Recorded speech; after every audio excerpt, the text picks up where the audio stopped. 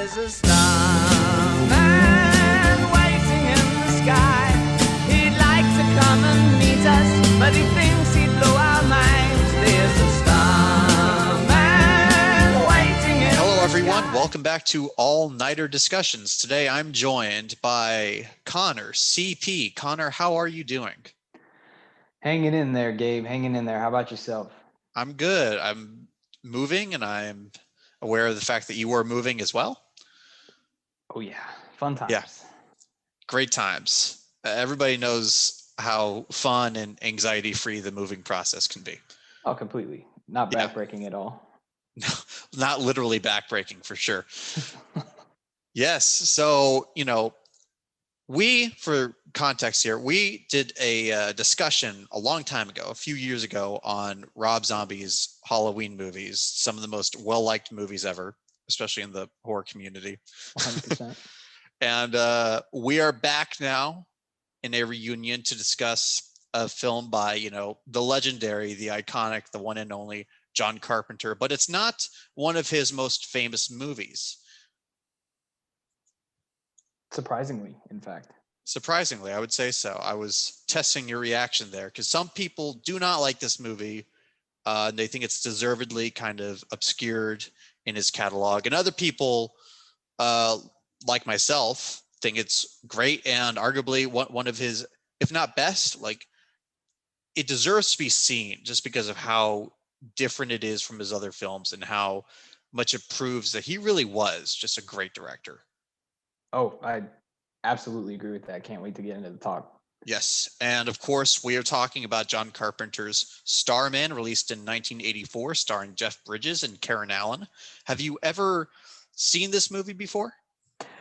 Absolutely not. In fact, I had only seen it. I had made a list of an Amazon list of John Carpenter films that I needed, and it was every one that had a good Blu-ray release. And Starman was on there, but I had never heard of it, never thought about it until it was brought up in this topic. I had not even thought about watching it.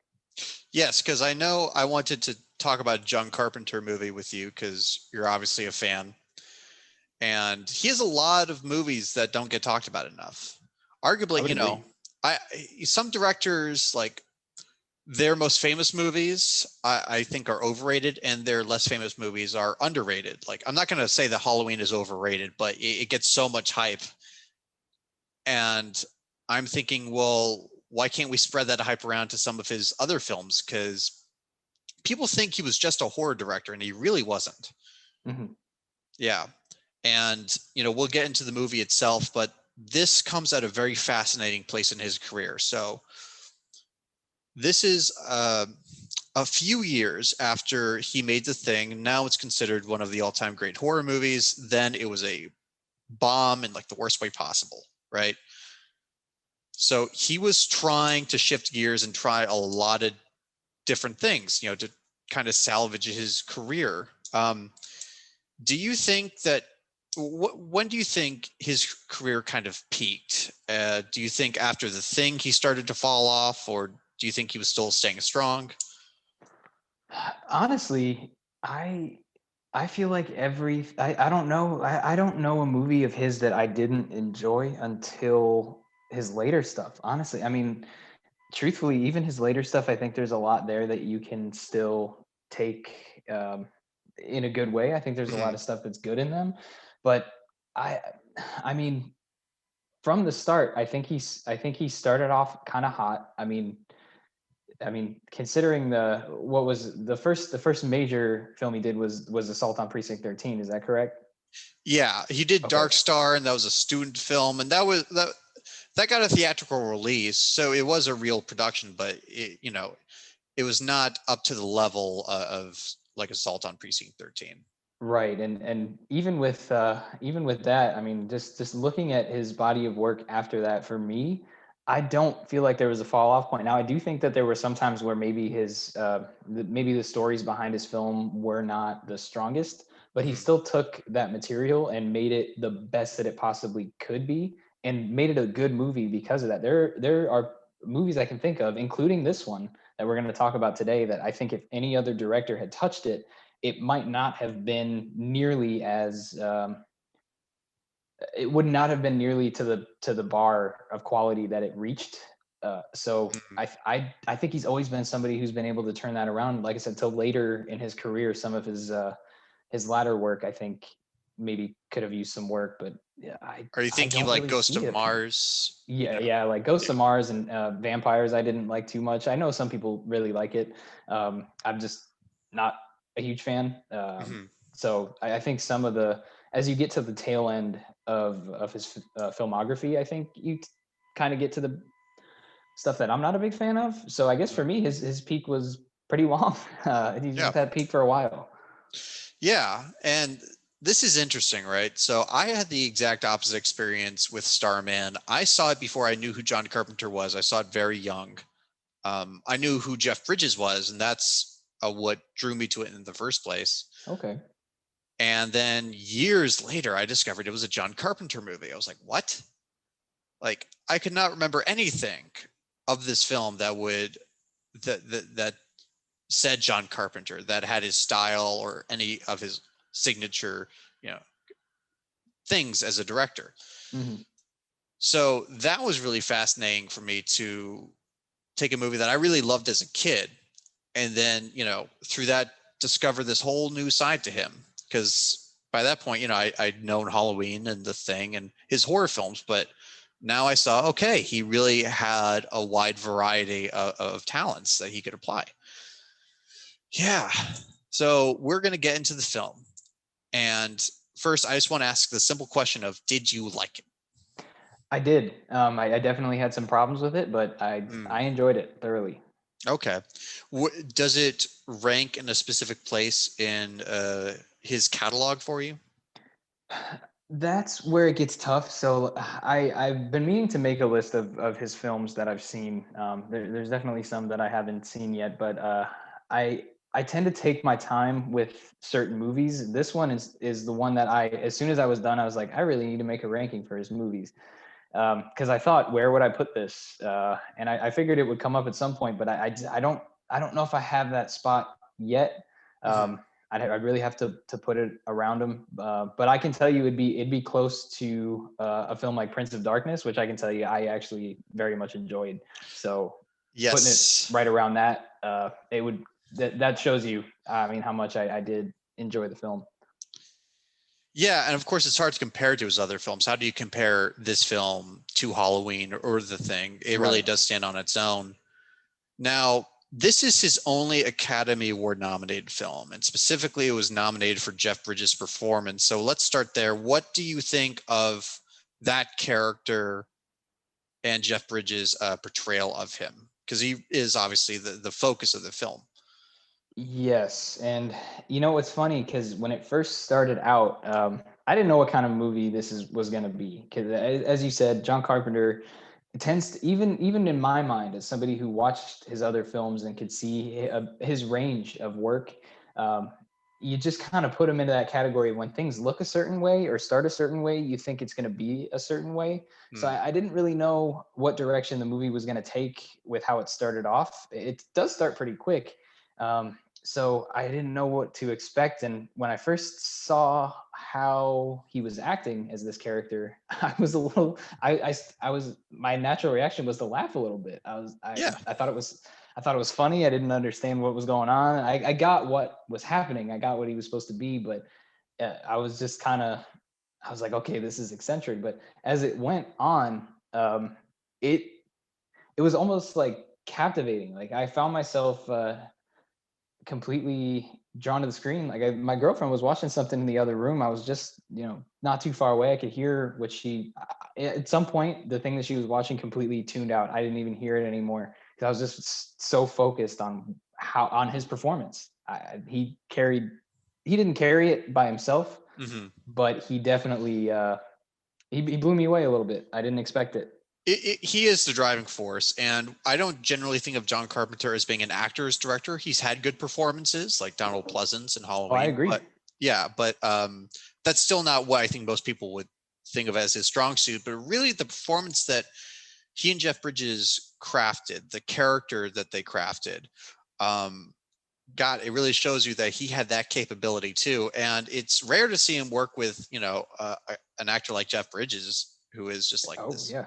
A-lister, Oscar winner. He's the dude, for Christ's sakes. So that team up was so interesting to watch. Now, to explain the premise of the movie a little bit, basically we have an alien who crashes on Earth and takes the appearance of a widow's dead husband, and he gets this widow to take him to this site where he will either be picked up by his fellow aliens, or if he misses it, he could die because he's not meant to be living on Earth. Now, this was written at the same time that E.T. was written, and these scripts were being shopped around at the same time. Did you know that? Oh no, I didn't even put that together. Yeah, and so people like studios were always trying to decide, well, which alien movie are we going to go with? They were like competing, and obviously E.T. won out. It was made first, and that's like one of the biggest films of all time. And Starman was successful, but it wasn't comparable in terms of its success. But do you have some kind of preference between those two now that you know that connection? Um, it's hard to say. It's been a long time since I've seen E.T. I mean, I think honestly, obviously, it's one of the most iconic movies of that time period. Hmm. So it's hard to pin something against it, especially when I haven't seen it in so long. Um, but I can say that I think they're different enough that they really could have been successful congruently. And I think had they come out at a different time period where people didn't, I think that was more of a time period where everything was kind of generalized. Oh, have you seen the new horror movie? Have you seen the new Alien movie? Have you seen Yeah. the new, so I think had it come out during a time that was less generalized with the genre of a film and more so of the quality, I think they could have been congruently successful. But um, I think it's hard to compare them for me, since they are so. I think they're different tonally. They They're different with Yeah. progression and acting. They ended up being very different. Yes. I can see reading the screenplays why they were so linked together, but they really do end up becoming different products. And I would say that Starman almost feels like this kind of mature version of ET, not to diss ET, but just Right. it has that different tone, right? It's a love story. Um, there are special effects, but they don't drive the film. Our alien is a human that we can really relate to and connect to. So it's very different. It's very different, but it's also so interesting to know that one of the things that killed the thing at the box office, or so people say, is that E.T. had come out just recently, and people were not ready to go from that alien movie to an alien movie like The Thing. I had never heard that, but that makes a lot of sense of why people would, Yeah, I guess think that, especially audiences at the time. I can see how that would get. I can sure, see how that would be jarring. sure. Because we didn't have streaming services back then. Nope. Options were, we had a limited menu. So if you have a menu and one thing is like lobster, and the next thing is I don't know, like uh some kind of Middle Eastern dish, right? Like, why are these two things on the same menu? Anyways, that's Yeah. you get what I'm trying to say. No, I get. I think Mhm. that's pretty much a perfect analogy. You walk into a restaurant and it's almost like I almost kind of compare it to like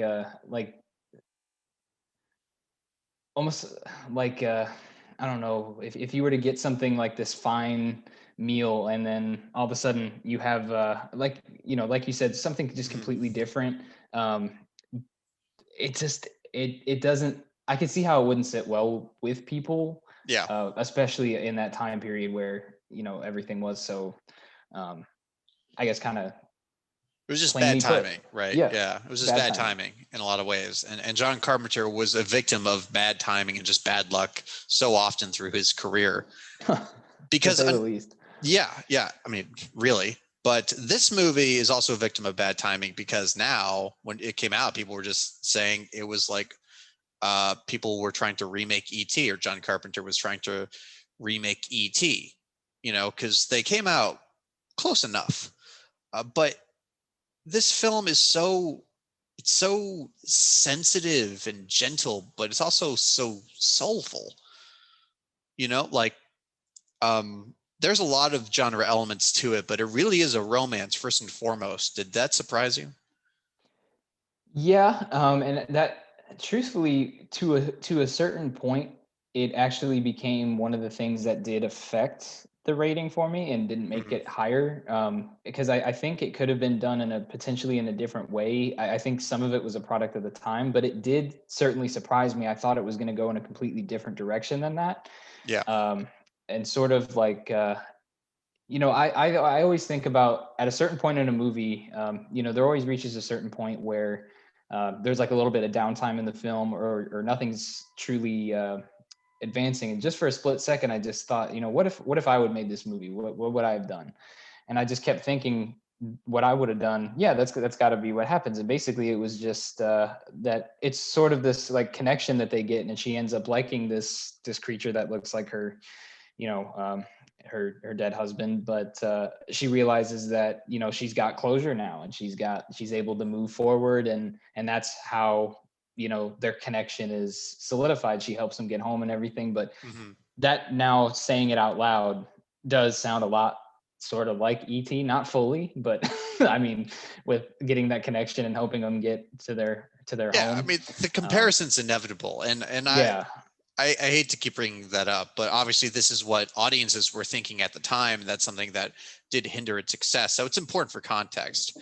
Obviously, though, ET is not a love story. This is a love right, story, yeah, and let's talk about that.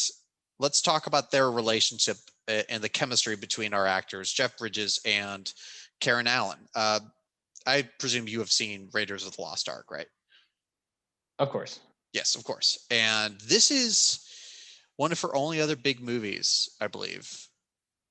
I haven't seen her in much else. Was she I kept looking at her and trying to confirm this. Was she in Scrooged She as was, well? yeah, she was Okay, in I thought she Scrooge. was in Scrooged because I grew up watching that, and I still watch it to this day. So Me I too. kept looking at her and being like, I think she's in Scrooged, but I can't say for sure because there's another. I mean, there's always other actresses that just remind me of people if Hmm. I haven't seen them enough. So she's one of them. But okay, I'm glad you confirmed that for me. Yeah, she was in Scrooge. So she was in like three big movies, and then you know, kind of dipped in terms of like mainstream success. But she had a good run for a while, and I really like her in this role. Mhm. There's screenwriting elements that do kind of make it hard to believe the connection between her and Starman, at least in a healthy way, because for Mhm. me, a lot of their relationship comes across like Stockholm syndrome. Yeah. Were you thinking of that?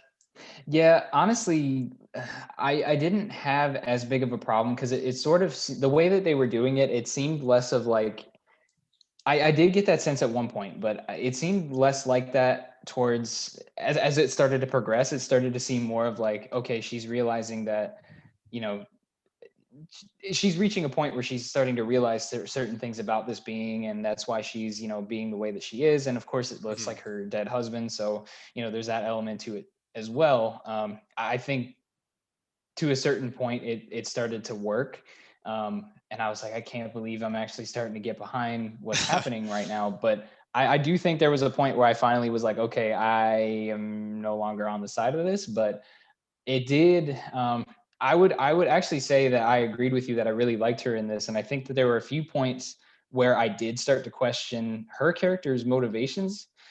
But I think, and I want to just give her a shout out. I don't know if she's got any way to eventually hear anything that we're saying. Probably not. I don't know what she's doing. I hope I'll she's email this well. to her. I'll find her Um, email. I hope Send her the she's link. well. But everything that she was in, I thought she just played the perfect role. Mhm. And the three movies that I've seen are a small sample size now, but I mean, just like to take a character that could have easily been sort of just there and not a whole lot to go off of. I think she's done every role she's done very well.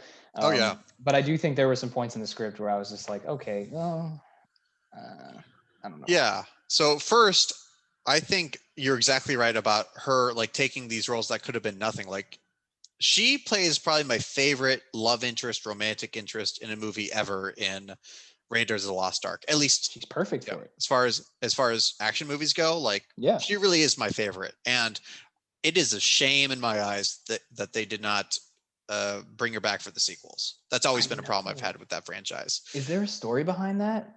George Lucas, he wanted to make it like the Bond series, like there should be a new Oh. girl every time. Like, fuck off, George. Well, let's be real here. George Lucas has made some of the greatest and some of the worst decisions in cinema history, and I think Okay. that's a topic for a different time. I think, but George Lucas is Yeah, let's not get he's started on yeah. George Lucas. That's a different day. That's a different week. There's so much to say. Yes, but she's a great actress. The casting of her is one of John Carpenter's best decisions as a director. I don't know how closely he worked with his actors. Like, did he really like walk them through the performance, or did he just trust them, and let them figure it out? I'd be curious to know. I really would, because they have her performance is very natural, and Jeff Bridges is very like constructed. Obviously, he had to figure out how Right. to portray an alien, and that blend of those two styles, it makes the actors' chemistry great. It doesn't fix the script problems, which Right. for me really, the fact that he looks like her dead husband, I can't not think that there is some Stockholm syndrome, like psychological Mhm. problems Yeah. involved. But the actors, they do a great job, and that's really what's important. But it is so funny, right? Because John Carpenter could take this premise, an alien takes the form of a dead husband and he kidnaps the wife, to help him out. That could have been a horror movie, could it not? Yeah, and in fact, a few points, the score indicated to me that, especially in the beginning, that that's how it was going to be. I thought it was going to be sort of one of those horror movies that like has its points of like hilarity, but it has its points where it gets kind of twisted. Mm. And I was like, okay, this will be an interesting take. But I think that's why it surprised me so much of the direction that it went in, because I'm with you. I thought it could have been some of the score and shots indicated that that's what it was going to be. Maybe John Carpenter was faking people out. Maybe That he was I would trying. have done that if I were him. It makes a lot of sense, because I don't think he had ever done a non-horror film aside from the television biopic of Elvis. Yeah, No, I well, don't Dark know what Dark to Star's not a say. horror film. Yeah. So let's also talk about the man himself, John Carpenter. If you were to watch this now, just put on this movie, just watch it, would you be able to tell at all that this was a John Carpenter film? So it's funny you mention that. So in some ways, I do think it does feel Carpenter, and I don't know really what it is. I think it's just maybe it's because I knew it was him. But honestly, as weird as this is going to sound, and I know this is going to sound very strange, but if you've seen some of Toby Hooper's other movies besides like Texas Chainsaw Massacre, it's Mhm. shot kind of like those. The color palette, where they have like some parts where that are very high contrast, and lots of use of the anamorphic lens flare, and Yes. it felt like when I watch movies like I always say, the criminally underrated Funhouse, the shots in that movie reminded me a lot of the shots in this, which is weird to say because they're completely different movies, but it felt like one of those. So when I look at like the shots and such, that's usually my identifier for John Carpenter. When Yeah. even that's like what cues me to make me think that he like ghost directed Halloween 3, because it's just such a John Carpenter movie. But I just, oh, there's some, maybe it's because I knew it was John Carpenter that I think there's a feeling of John Carpenter, but I really did feel like if you didn't tell me who directed it, I probably would have thought maybe Toby Hooper just Mhm. decided to do a random one-off non-horror movie, and surprise, here it is. And that's what I would have thought. But you had said that you didn't think it was John Carpenter at all when you were growing up watching it. Do you feel Well, I that didn't know now that who you he know? was. Let me clarify. I didn't know who he was when I Okay. watched this movie. I'd never seen any of his movies. I'd never heard of him. Like, I had no context or reference to John Carpenter. So watching it again, having become a fan of his films, I started to question that. And I think you're exactly right about the cinematography being a key indicator, because It's shot with that anamorphic lens. It's shot in Panavision. Mm-hmm. If he has the way the camera glides around, the lighting choices he makes, very Mm-hmm. high contrast use of shadows in the right places. Plus, there is that scene of Starman kind of transforming into. That's the indicator Yeah. for me. Yes, I mean that is like straight out of the Thing, except nobody dies or gets maimed. Right. The prosthetics were very akin to, and the way that they were moving, I thought the same thing. I was like, this is very Thing. Yes. Also, now that we're talking about John Carpenter, we actually have an actor in this film who played Jason Voorhees in Friday the 13th Part 4. Did you know that? Yeah. I did not know that information. Okay, what character does he appear as in this? The redneck guy who punches Starman. He had the deer on his truck. Oh, okay. The guy with the deer on the truck. Okay. Mm-hmm. Yeah, Ted White. Oh, that's awesome. I had no idea. That's pretty cool. That is very good. Just like another little. I mean, I'm not saying he was cast because he played Jason Voorhees, but still, just kind of like these little touches here and there that can remind us that John Carpenter is he comes from the world of horror. That is still in his blood, even though he's taking on a very different project. Adds to his charm. Yeah, adds to the charm. Absolutely. And let's talk about another side of this film, which is, the government chasing down Starman. And it's handled very differently, is it not, than your typical, because we've seen this plot so many times, but this, it's like incomparable to any other, any other science fiction movie with that storyline. Would you agree? Well, I think so many of these movies, and I think it's built off of this either distrust or disdain for authoritative figures. And that's been a theme in so many movies like this. And it's that the government doesn't handle things well, or the government is the bad guy. And in a sense, I think that was the case in this. But I think that adding that character, and his name is escaping me in the film, but adding that scientist character who is really the driving force behind the final part of the movie. Mm-hmm. I think made it work really well, because you think that they're taking this direction, and even with him up until a certain point, you can see these little hints after what happens, but you don't get that sense when you're watching it at first. You get the sense of like, yeah, he's like super curious, but I think at the end of the day, he's gonna. I mean, that's always what happens. They always end up screwing him over somehow, or trying to, or whatever it is. So adding that character, I think, really helped, and it surprised me. I'm not often surprised. I think I can pick things out pretty well when I take these movies apart. And I didn't see that coming. So yeah, we're talking about the character of Mark Sherman, played by Charles Martin Smith. He's an actor of the era who was in many famous movies like American Graffiti, The Untouchables. He had a good career. And this character really is what elevates at least that subplot of the movie, if not the movie itself, because I agree. That sense of curiosity he has, like, this isn't just a love story in terms of like the love between Starman and Karen Allen. There's something very sincere about this movie's, sense of wonder and sense of scientific curiosity. And that character brings so much to that. And we don't have any generic action scenes men in suits shooting at Starman, and he, kills them all, makes their heads explode. That would be a different movie. Oh, yeah. Yeah.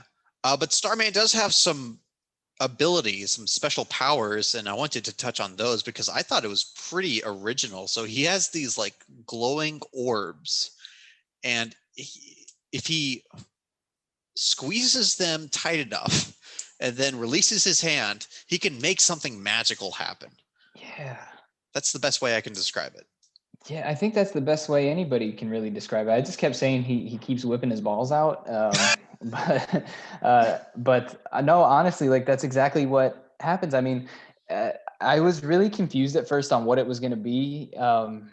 It's weird. Ever since I was a kid, anything that looks like a sour gumball to me, I'm always like, oh, okay, I'm interested now. So I know that sounds weird, but that's what it looked like to me at first. So I was like, okay, this is weirding me out. But then he did like that he squeeze, and then one thing I noticed is that they always kind of disappeared. So I guess it's sort of like a manifestation thing. But I thought that was really cool. I've never seen that in a movie before. No, that's what I remembered the most from when I was a kid was those special orbs, his balls of steel, let's say. And I like they don't go overboard with it. Like there's not a scene where he's just like, squeezing his balls left and right, making all this shit happen. It comes at very specific points. It kind of punctuates these scenes of, the actors really taking the time to establish their characters, establish their relationships. It's a performance-driven movie, and I love that. And it doesn't just it doesn't just happen to give us these nice little moments. It also, because a lot of movies like this that have that sort of tone where you're supposed to warm up to this character throughout the movie have these moments that don't really drive the story per se, but drive the audience. And I think it did a good job of doing both, where it was not only driving the audience to liking this character who maybe, like, especially at the time, they probably could have been scared of at some point in the film, very early on, Yeah. to loving the character and being endeared by some of the things that he was doing.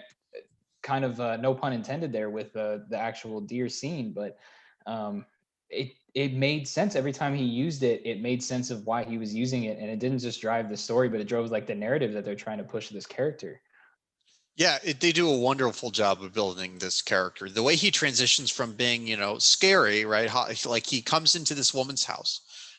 He holds a gun to her. Like he forces her at gunpoint to start taking him around. Eventually, and I love this about their relationship. She says, "Look, I'm not going to keep doing this. If you want to shoot me, shoot me." And then he's like, "No, I'm not going to shoot you." Now, I do have a question. Yeah. Yes, exactly. Right. But that is a slight problem for me. Why does he threaten her if he has no actual like malicious intent? I don't know if it was so much as a threat, because it didn't seem to be a threat at first. It's almost like he didn't fully understand it, because if you notice, like, the scene that sort of made me think that, it made me think for sure that he was using it as something that he knew would be a driving force, but I don't think he knew the full extent, because when she comes to that point where she's like, look, if you're just going to shoot me, pick up your gun and shoot me. And he picks it up and he holds it, he points it right at her, and then lets the clip fall out. So it's like he has a sense of what this gun does, but he doesn't have a full sense of its, I guess, ability to do what he wants. Does he have a good sense of mortality? Like, does he understand that, if he shot her, she would die? I think he has a sense of the gun does something similar to it's a weapon, but I don't think he has a full sense of what the weapon is capable of. Because at that point he knew how to shoot it, but that's because he just saw the basically the person that he's portraying on film shooting bottles. So if I were an alien, I would just think, okay, well, you to shoot bottles, that's what you do. I mean, I think that there was a certain sense of what it does, but I don't think there was a full sense of what it was. But it's also amazing how much Jeff Bridges like makes that work. Like on paper, this feels very different, right? If you just explain it to me, something you either laugh at or get creeped out by. Like Jeff Bridges really does, like, even when he's trying to be threatening, you don't, as an audience, feel threatened by him because you can sense this innocence that, he really doesn't mean any harm. So the casting of Jeff Bridges was brilliant. I don't know how famous he was. I mean, I know he was in movies. He was, I think, nominated for a few Academy Awards here and there. Tron came out before this, right? He was in. Yeah, he was in Tron. Yeah, he was in Tron. A few movies before that, like The Last Picture Show. And his image was definitely that of the nice guy, right? Very often, though, he was not the leading man. This was maybe one of his first leading roles. So it came at a very interesting point in his career too. This was like something that really boosted him in a big way, even if it didn't seem to boost many other people's careers. At least he got something out of it, Right. career wise, which makes total sense because this is like a showcase for what a charismatic actor he is. And how he can take any role and just make it Work. Yeah, even elevate it. exactly. Yeah. Now we've said all these nice things, but I know you have some problems. I have some minor problems, but they should be addressed. But why don't you say, tell me why this isn't a 10. Tell me why this isn't up there with Carpenter's best. Yeah, so personally, I have gotten to the point where I've come to a rating. My ratings are very different. I like to do two things. I like to do it out of 5 stars, and then I do a score out of 100, just because I think it narrows it. Sometimes for me, I think I have a 5-star movie, but it's not as good as another 5-star movie. So I try to put them into perspective, and I don't quite have a score for this one yet, but I tend to give movies higher ratings than people think I would. And I gave this one a 3.5. And the reason that I did that, there were a few points in the movie where I just thought things would have worked better if they were done a different way. And I don't know. I feel like I should have gotten to know and love these characters before a certain point, because honestly, up until about half the movie, my favorite character was the waitress at that one restaurant that they went to that served them the apple pie. That was my favorite character, and it's still, I still think that's a great character. I still love that lady. But I think honestly the biggest problem I had with the movie, and again I think it's a product of the time a little bit, because every 80s leading man movie had this happen, but I just don't know if it should have been your traditional sex scene. I just don't think that worked for me. I get why people would say the opposite, and the point of the relationship between them, I guess, kind of worked for some people. I get why people would say that, but I did not think it was. I didn't think it worked. I think if they still wanted to do the whole pregnancy thing, I think they could have done that in a different way. I just didn't think it worked for me with the characters and how they'd have been built.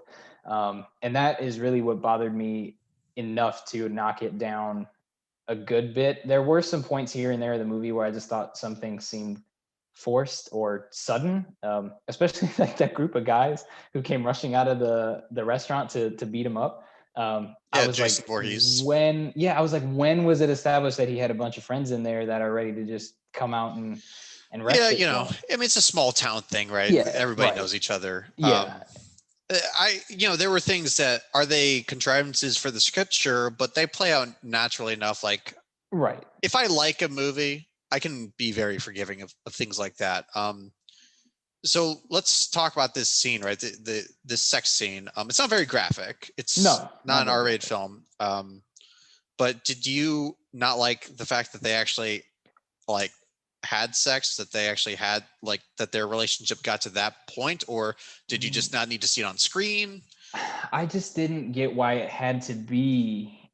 I didn't think their relationship warranted it. Like, I get why she, some people could say that it would, because at the end of the day, it is somebody who is pretty much her dead husband. Just, it's like almost like they're being puppeteered, but with some of the same, um, a lot of the same features and such. And, um, it's basically them, but not them. But I just didn't think, I thought it would have worked just as well if he had used one of the little ball things to make that happen instead of doing. He did use his balls. Well, he did use his balls, but not in the way that I would have thought. I would have thought he would have used his little magic hand crush thingies to, make something happen there, and to let her know it. I still think the end would have worked with letting her know what happened, and I felt like at the end of the day, like, she just screwed an alien, and then she knows it's an alien, even though it does look like her husband. And I guess that does go back to that Stockholm thing you said, but it didn't work for me. I get why somebody would be okay with it, but I felt like it would have been much less forced to, like, hey, let's have a sex scene, to sort of make it meaningful, but not, hey, she just screwed an alien. Yeah. Yeah, I mean, I very rarely see sex scenes that I think should be in the movie or add to the movie in any real constructive way. Mhm. Um, and I would say this does not add to the movie in a good way. It adds to my feeling that this is a Stockholm syndrome relationship. Yeah, right. So that's bad. You know, probably some producer or somebody said, "Now we got to sex it up." You know, like this Yeah, is feeling too much like a kids movie. We got to sex it up. So I agree that it was not necessary. It doesn't make me knock it down, right. especially because it's not explicit, it's not exploitive, it's pretty quick. So That would have knocked it down a lot more for me if they started showing close-ups and that would have been if they weird. just turned it into a a late lonely night and nope, I'm good. Nope, Yeah, like don't want to do that. Starman Skinamax version. Don't need that. We don't need that. We've already heard the rumors about I don't know if you've heard the rumors about the Galaxy Quest rated R version, but we don't need this one. No, no. Jeff Bridges is someone I just don't need to see. I don't need to see him do that. So No, never. yeah, I think we both agree that's not necessary. And the fact that they even have sex, that they consummate that relationship in that Mhm. way, there are questions to be raised there. Yes. Questions I don't want to get into. Thankfully, whenever I really start to get on this bad vibe, something will happen. Like the movie will take my mind off it. It's Right. very well paced that way. Because it happens more than once, but then again, either we cut back to the scientist or, we cut to a new scene and Starman is doing something very charming, like bringing a deer back to life. Right. Yeah, so it's very well paced in that regard. If I had any other real criticisms, I would say some of the effects are dated for sure. Um, Especially the one where he's walking away from that explosion. You remember? Yes, Yeah. that one I thought was the most dated. But I will say, I was actually really impressed by the opening of the movie. Mhm. It was still relatively dated. I could still tell that it wasn't current, but I think they did a good job of like making it so otherworldly that it didn't really matter that it was outdated. I think the satellite itself, I think just there was no way they were going to make look good. They could not put the lighting on it back then. Mhm. Um, it's the same thing with like Star Wars, like the shadows and such are all artificial because they had to make it as a model. I don't know how they did this one. But going directly from that beautiful Columbia Pictures intro of the 80s to this just gorgeous space scene, I just thought it was really well done comparatively. But I almost kind of chuckled when he walked out of the fire. I was like, okay, yeah, Yeah, they had to especially do that.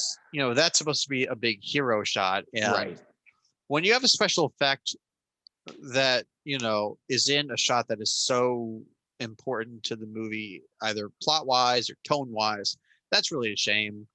When it Yeah. doesn't hold up, and it really does. I mean, you just can't have the same reaction to that shot as the filmmakers intended. But again, that's really a nitpick more than anything. This movie was shot on a $24 million budget. That's not a whole lot of money to produce a science fiction film. Oh no, And not at yeah, all. no, it looks good for today. It's just some of the more dated effects come at the most important points. That's the unfortunate thing. Right. But still a nitpick at the end of the day. And, you know, there's another thing we should mention. I think this is cool, although it might make it dated in another way. So this movie is kind of centered around a real life event, the launch of the Voyager 2. That was a satellite that was launched. It had this like record inside it that had like all of Mhm. this pop culture stuff. It had all these languages, music, etc. It was an invitation to any possible extraterrestrial life to come visit us. That was a real thing that was launched around the time. It's the basis for this movie. Not a lot of people know about the Voyager 2 anymore. Did you? Actually, yeah. I have I don't have a deep interest in that stuff, but more recently, I'm very nostalgia driven. Anybody who knows me knows that even things that I was not alive for, I somehow feel a sense of nostalgia for. I think just Mhm. because, I grew up with a lot of influence from times before I was around. So I get weirdly nostalgic. So all of a sudden I'll just pop on this information, and weirdly enough, NASA was one of those things. And I actually read about Voyager maybe a couple months ago. So it's kind of cool that this movie I was Yeah. like, hey, I know what they're referencing. Yeah. And I'm really glad that they did that. It's not a criticism. It just is like, you know, somebody who didn't know about that probe won't be able to fully appreciate it. It still works for Yeah. the story and they explained it well enough. Yeah, but it was a real thing. That's super cool. I hope we get back to really, exploring space full on. I know there's so much talk with Elon Musk and everything. I don't trust the guy. I get bad vibes. But I'm kind of with you there. yeah. Yeah, he's trying to build a town in Texas, like a small town. I'm like, okay, can we? Now I'm getting Halloween 3 vibes. Exactly. Okay, can you tell me he doesn't have a nefarious plot? Oh, Really? he's got Connell Cochran written all over him. Honestly, I mean, we're gonna have a curfew of what 7 p.m. in the town that he has, and everybody's gonna work for the plant. And if they don't work for the plant, they're gonna talk bad about it and disappear. I'm telling you, it's gonna Yeah. Well, happen. I'm excited. I'm excited to see that develop. All right, so I think we're wrapping up here. I guess this would be a good time to go into final thoughts and ask, who would you recommend this movie to? Would you recommend it to literally everyone, or is there a specific audience for this movie? I think that's kind of tough. If you can get an appreciation out of movies that do feature things that are very of the time, and if you can, just watch a movie as an audience member and not as a critic, I think it's something that anybody can enjoy. But I don't think it's something. I don't think it's something that everybody will enjoy, and I think that's part of it. It'd be tough. It'd be a tough recommend for everybody, but I do think for people who I think I would have to know the person pretty well in order to know whether or not they would enjoy it. But I do think it could add a lot to somebody's life in that regard. I think somebody would really get a lot from seeing it. So if I knew somebody well enough to know that they would enjoy it, it would be the quickest recommendation of any movie I've seen recently. I can tell you that. Yeah, I would recommend this to a few types of people. Maybe the appeal is more limited than I would like. I would love for a universe where this is a more popular and widely talked about film. But I would definitely recommend it to fans of science fiction, fans of John Carpenter, who now have a chance to see a different side of his filmmaking. I've once heard this called a John Carpenter movie for people who don't like John Carpenter. And I don't know many people who don't like him, but I guess that makes sense. It does apply in a certain way. If you don't like horror movies, this is certainly John Carpenter's best film for you. But yeah, anybody who just has an interest in science and space exploration and anything like that, any scientific curiosity, I think this is a really charming movie that will speak to people of that mindset. And yeah, I would just really say, if you like good movies, just check it out. Just give it a chance. Agreed. Yeah. So thank you for coming on the podcast to discuss this film. I hope that this will rank highly in your John Carpenter catalog. I know it ranks highly for me. Oh yeah, I'm ready to do that ranking because honestly, I think it's gonna be in a really good spot. And like I said, I like movies that don't get a whole lot of attention, or at least a whole lot of positive attention Yeah. that I think deserve it, and I think this is one of them. By the way, if I ever did a John Carpenter ranking, I would get murdered because it's insane. Now let me ask you, where does this place for you in that ranking while we wrap up here? Yeah. So I've only seen it a few times, so it's hard to say that I like it as much as something that I've seen so many times, like The Thing. But I think in terms of how much it makes me respect him and how valuable it is, as a creative piece, it's probably top three. Honestly, probably number three. Okay. Yeah, Yeah. yeah, pretty high for me. But with me and John Carpenter, I just have a weird relationship with him. Like I love seeing him take on different genres. I love seeing him experiment and pushing himself, because I think the problem with his later films is that he stopped pushing himself and he just started resorting to his old, you know, techniques. Like Ghost of Mars is basically just a shitty version of Assault on Precinct 13.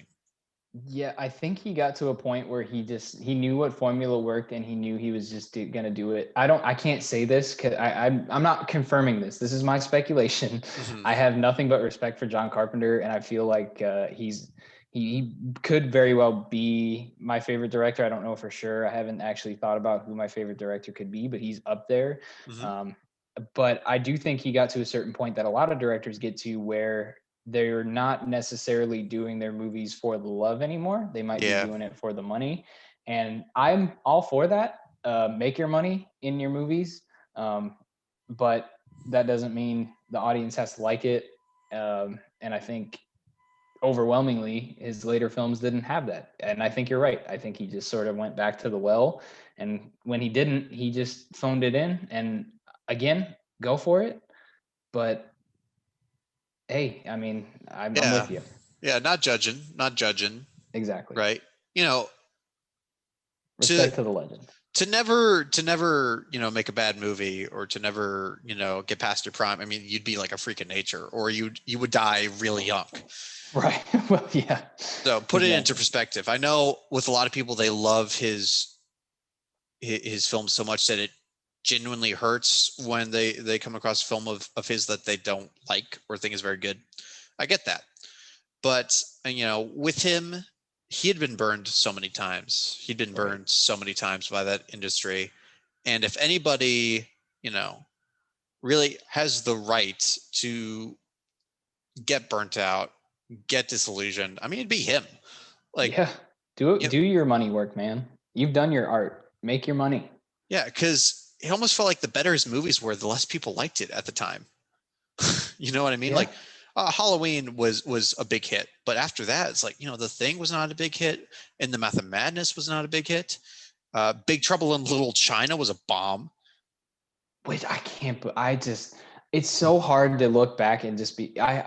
Look again, very nostalgic. Look back with rose tinted glasses on anything old, but I just think sometimes, like, what were these audiences doing? Even They Live, I don't understand how that, like, it's not the greatest movie ever, but I don't get how people didn't just go, wow, this is a great time. I need to, like, how do these movies how are they not fun for people? And that one, They seeing Live, so much appreciation now for these movies because they just announced a potential remake for Big Trouble in Little China, and everybody's pumped for it. So exactly, yeah. There's clearly love. Oh, I mean, I would struggle to think of a director who has a more devoted fan base than John Carpenter, but it is interesting to note with They Live, I think the reason makes more sense there because it was a political film attacking politics that were very popular at the time. You know, he made that, you know, in the 80s at the height of like Reaganism, whatever you want to call that, you know, this conservative movement. So yeah, that was not as viable. That I'm so glad he made that movie. Oh, me too. Yeah. I love it. I mean, it's ballsy as hell, and you got to respect, really, no matter what your politics are, but you got to respect that he just made a movie that challenged audiences at the time. And that's what the thing about him is, you know, he challenged audiences, he pushed them. Yep. And whether or not they knew it, he was like pushing the envelope and changing what was going to be popular or not. And that is an accomplishment that I don't think can be topped by a director. He made movies that were uncomfortable enough to still see it. Yeah. Whereas I think some directors, and I think you can throw that back to the director we had a conversation about before, where they make it so uncomfortable at times that they don't want to see it, like a Rob Zombie, which I would have a hard time recommending to people that I want to remain friends with. I would be ashamed. Exactly. To that. It makes you kind of embarrassed, but I think John Carpenter is one of those directors that gets he gets to that point where he's going to unsettle you, but not enough for a general audience to completely ignore it, which does surprise me about why so much of his early films did not do as well as they should have, or as well as they were commercially later. Well, it's just context, you know. I mean, audiences had never seen special effects like The Thing, like, Right. and they never seen it used for that kind of purpose to totally disgust you. It was just it came out too early, too ahead of its time. Body horror would become a big thing in the latter half of the 80s, what with The Fly and movies like that. So it came out at the wrong time. But then again, you could make the argument, if The Thing hadn't come out, would we have gotten those later movies that were successful? So yeah, Right. yeah, man, I can't wait for like 20 years to pass, and Rob Zombie's Halloween 2 is just the most popular and loved horror film of all time. It's kind of getting there. Honestly, I've seen so many more people turning the corner with that film. I think his movies as a whole, I think will reach a point where the appreciation gets improved upon. And I think the reason that people are going to start turning around is they're going to realize the significance of them, which it's definitely a topic that we should talk about. I mean, but think about the trends that can, and John Carpenter is very much the same way. And I think we can relate it back to him where, you know, like you said, if The Thing hadn't come out, you know, who's to say these other movies would have happened later on? And it's the same thing with Rob's movies in a sense. I mean, think about the time period of horror movies that came out in the late 90s, and you know what kind of horror movies are coming out around then. They all felt pretty much the same. Movies that came out from what, 1996, Yeah, after like the Scream came Scream out. era. Yeah. Yeah, it was pretty much the same thing. And then here comes Rob Zombie, who originally made his film in, I think, 2000 or 2001. It came out in 2003. Yeah. And all of a sudden after that, you get movies like Saw. You get movies like that. You get movies that actually disgusted audiences, and for better or worse, they were the movies that were extraordinarily violent. I will And say, yeah, I mean, to make a movie like The Devil's Rejects, it's just one of the most obscene films I've ever seen. 100%. And to have it be an actual popular, successful movie, both at the box office and with critics, how can you not respect that? I know this is becoming more about Rob Zombie now. We have a lot of thoughts on the man. Right. And of course, these two men are linked, John Carpenter and Rob Zombie's. Their destinies are linked for better or for worse. But I think they As have a much as lot. John Yeah. Carpenter doesn't want to admit. Oh, man.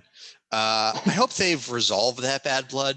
I hope It they seems don't like they still have hate. somewhat, Okay, from what that's I've good. heard. I mean, yeah, I've never heard a director call another director a piece of shit. I've never heard that.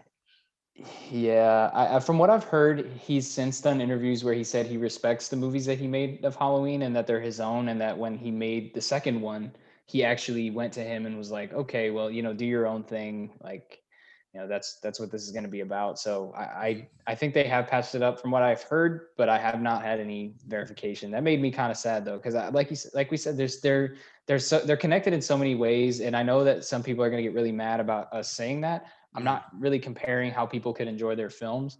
I really enjoy Rob Zombie, but like we said, I think I would recommend a John Carpenter film way before I would recommend a Rob Zombie movie. And Sure. that's not to say I don't appreciate him more, but I think in a lot of cases, it's just like you said, it's just a sense of embarrassment. Whereas John Carpenter kind of makes movies that can fit a general audience, even though they can Yeah. be kind of gross. When you tell people that you like Rob Zombie, I don't know if this has happened to you. People will like really look at me like, "What's wrong with you?"